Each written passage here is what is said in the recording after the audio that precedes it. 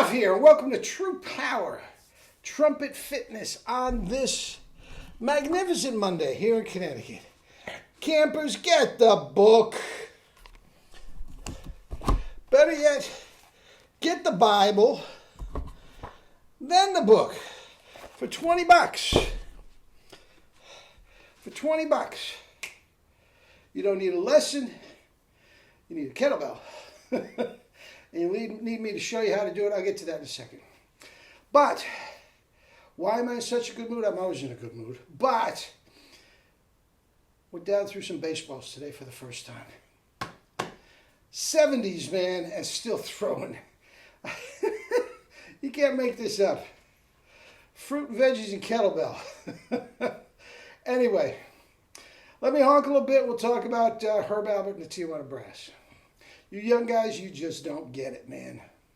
This guy, anyway.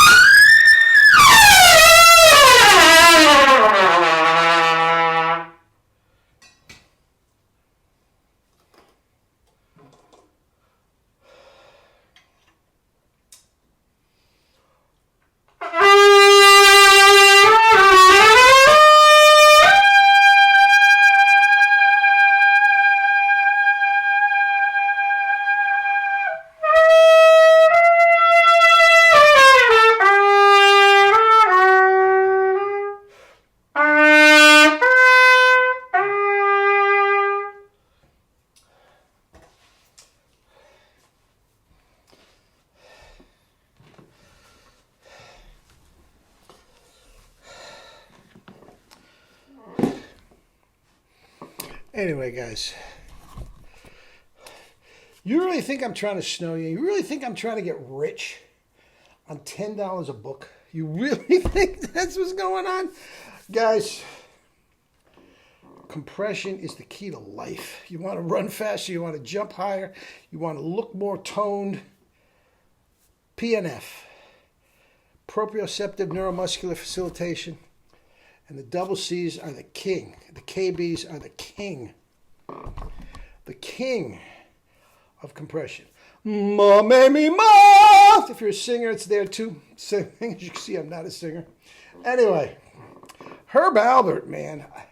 I think all you older guys have stories about Herb Alpert. I remember when I went and we went to go see him and all this sort of stuff. Guys, first of all, I am going to get into his chops, but I don't want to be a jerk about it. Okay? So, I'm going to focus on the positive stuff, and we will sort of brush off what was going on with his chops. So anyway, but this very interesting thing, and I'm leaving a link below of a short Sunday morning docu about him. But first of all, Jerry and I met him. That's later on. First of all, you young guys, he was a pop star, an absolute pop star.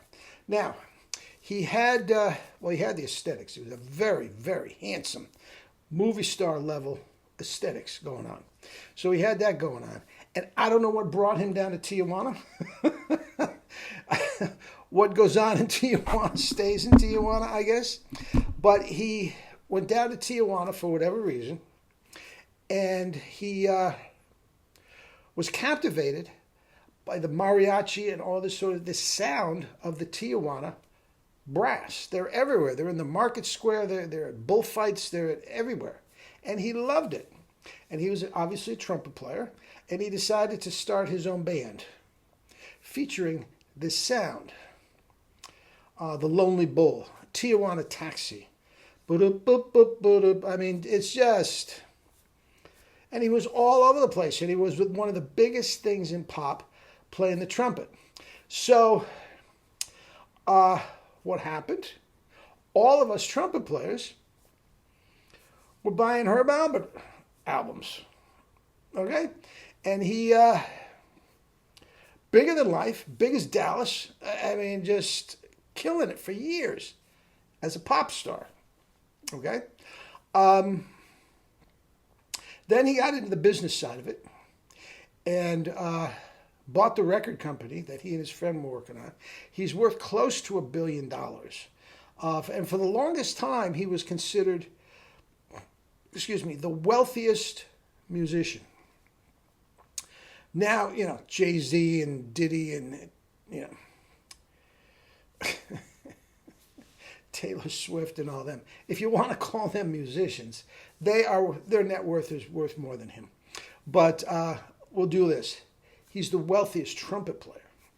How about that? And in the early days, he's still a trumpet player. I'll get to that in a second. But, just banging on the road and playing dives and all this sort of stuff. Paid his dues for sure. But obviously a bright guy and had a business acumen about it. And he forged this label.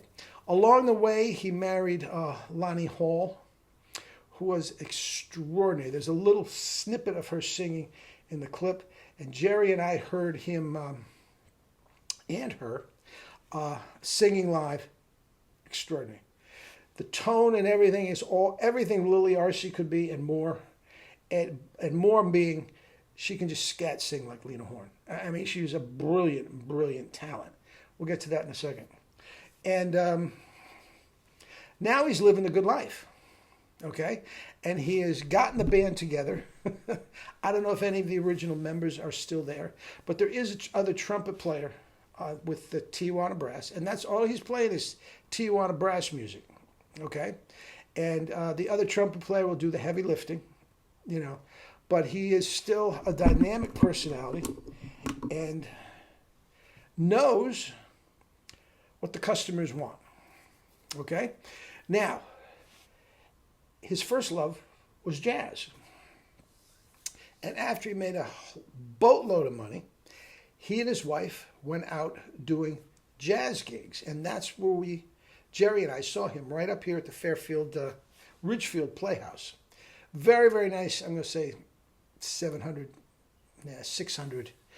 seat theater. Not big venues. He's not playing Madison Square Garden, although he couldn't have in the day. But, and they're playing just standards, okay? And his wife, carried the show. He, his name got them in, and she carried the show. Now, he played and everything, but it was not great trumpet playing. And I'm leaving a clip down below from the Sunday morning special. And he talks of times, which happens to all of us, where he couldn't play. Okay, now here's the thing. He went to Carmine. Jerry might have been right upstairs, man, at the time. And, but whatever. He went to Carmine. And the first thing Carmine said, and he says, "What could I do for you?" He says, "I can't play. I can't play." And Carmine says, "What are you talking about? This is a piece of plumbing, but the playing comes from your soul." Now, playing doesn't come from your soul, but I do agree in what he was trying to say is that the plumbing is falderal. It has almost nothing to do with it, okay? Although Wayne Bargeron might tell you something. I mean, stop with that drivel, all right? Great player, had no idea about chops, none. But whatever. It's a piece of plumbing. This comes from your soul. What he should have said, and what he was probably driving at, that is a piece of plumbing. We are the instrument. Which I've been saying for years, for absolute years. Now, in this, already showed some pictures, and you are going to see some pictures of his playing. And certainly, with Carmine's influence, he's stretched and tight, and every note he plays is pinched. I'm not going there. That's not what I'm doing. But at the time that we went to see him, he was playing Jerry's trumpet. So we went up to see him, and wherever Jerry goes in a musical setting, there are people there that knew him. Okay? Now, Herb Alpert didn't know we were coming. All right? So in the middle of the concert, give his chops a rest, and they look mangled when we went backstage. But anyway, give his chops a rest. He takes a Q&A. And, you know, when did you get started and how much do you practice, blah, blah, blah. What trumpet do you use? Okay. And he says, I got the greatest trumpet I've ever played. It's the same one I play. Okay. It's a Calet. It's New York solos, blah, blah, blah, blah, blah, blah. And one of the guys that knew Jerry in the audience says, Calet is here. Jerry is in the house.